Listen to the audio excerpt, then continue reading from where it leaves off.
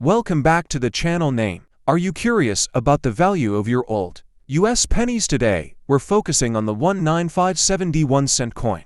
Join me as we dive into the world of coin collecting and explore what makes this coin valuable and see if you've got a coin worth big money. Let's get started. By 1957, the United States was in the post-war boom. Elvis Presley was topping the charts, and the Lincoln wheat cent design by Victor David Brenner had been in use for nearly half a century. The 1957 D penny still used the classic reverse with two wheat stalks framing the denomination, a design that would be replaced in 1959 with the Lincoln Memorial made from 95% copper and 5% tin and zinc. These coins had that warm reddish glow collectors love. They were everyday pocket change in a growing America, but as the years passed, many disappeared into coin jars and albums, especially as people started to realize the wheat cent design was nearing its end. The D in 1957. D means the coin was struck at the Denver Mint.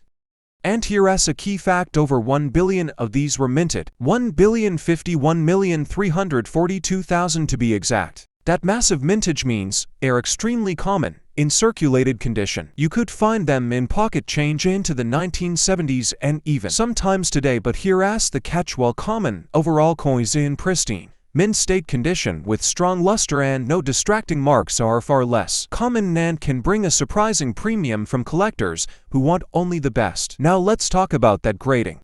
In numismatic stands for about uncirculated with a grade out of on the Sheldon scale.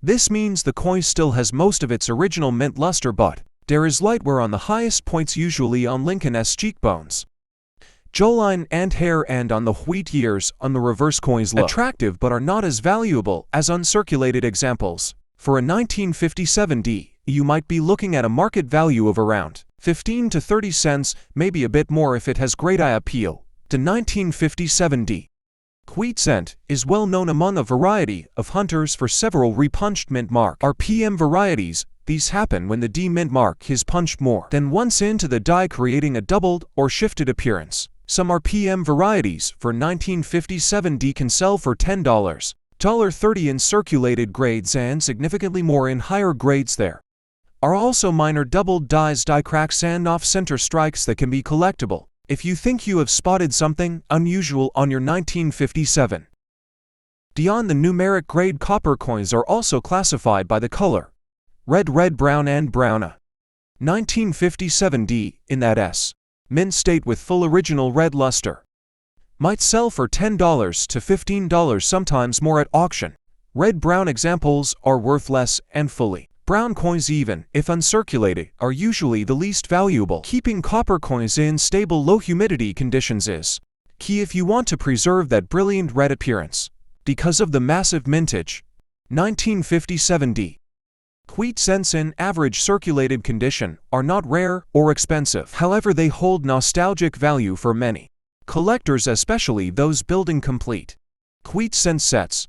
Demand is strongest for top quality examples, rare varieties, and coins with original rolls or brilliant uncirculated status. Market trends show prices for common date wheat cents staying stable, with premiums going to the highest grades and scarce varieties. If you have got a 1957 D penny, the first step is to identify the mint mark clearly.